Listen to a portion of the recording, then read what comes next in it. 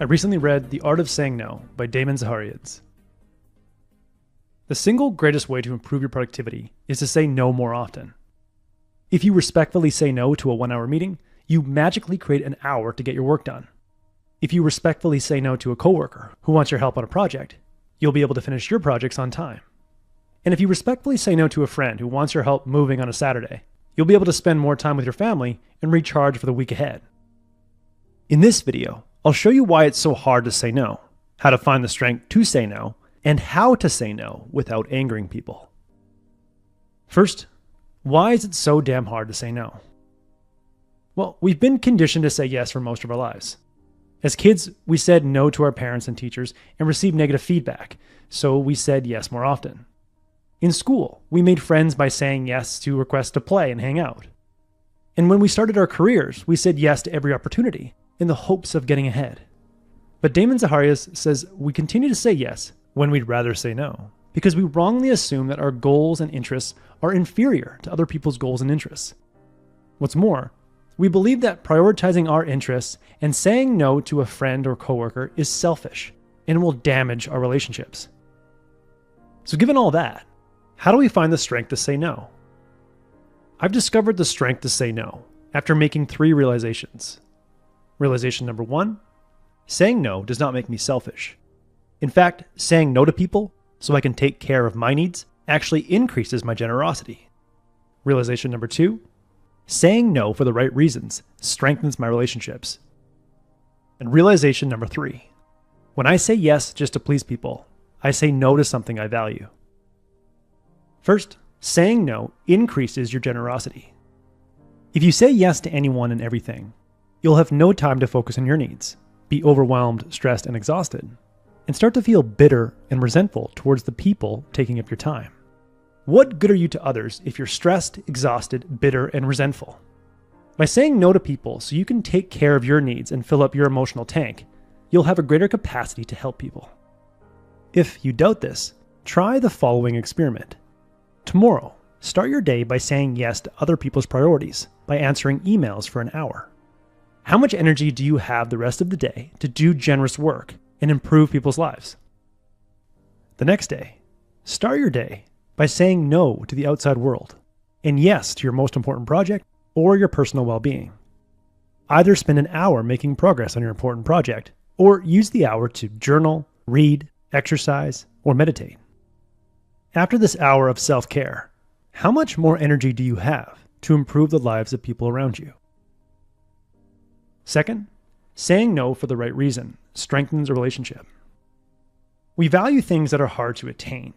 So if your friends and coworkers know that you don't freely give away your time, they will value your time even more than if you simply said yes to every request. Realization number 3, every yes is a no to something you value. If you reflexively say yes to please people, you will inadvertently say no to what matters.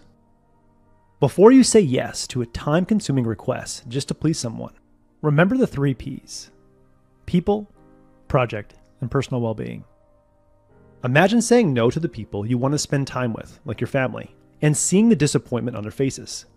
Or imagine not having the satisfaction of completing that one project you're passionate about. Or imagine seeing yourself a week from now, burnt out and exhausted because you said no to the activities that would help you recharge, recover, and improve your personal well-being. Hopefully, this imagery can give you the jolt you need to resist reflexively saying yes and respectfully say no more often. The key to respectfully saying no more often, without angering people, is to deliver a categorical no, reference a commitment, or make a counteroffer. First, the categorical no. If people routinely ask you for a ride to the airport, create a categorical no around airport rides so you can tell the next person that asks for a ride to the airport, sorry, I've stopped offering rides to the airport. I can see if someone else can offer you a ride or help you get an Uber.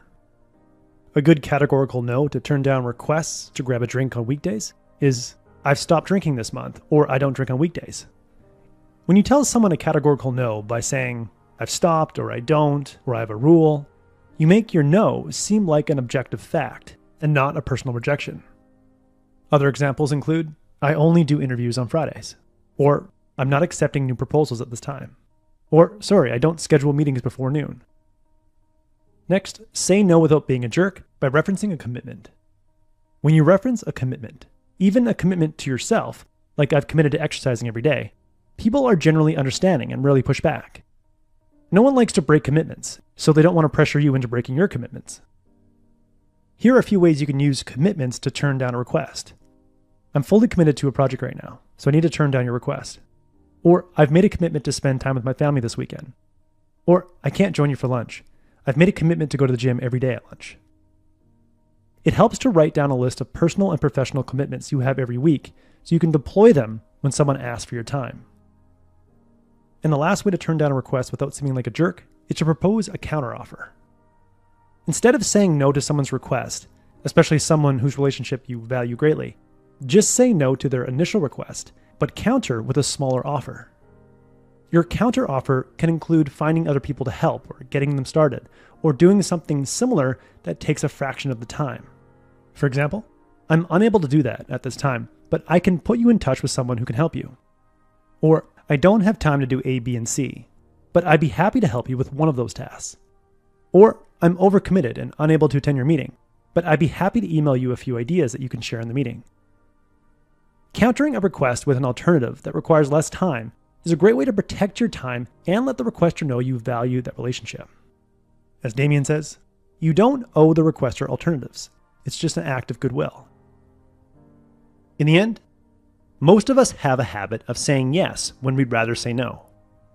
We can break that habit by remembering that saying no will actually increase our generosity, make others value our time even more, and allow us to say yes to people we want to spend time with most, the projects we most want to work on, and the activities that most contribute to our well-being. We can say no without being a jerk and angering people by creating no categories, referencing our commitments, and countering requests with smaller offers.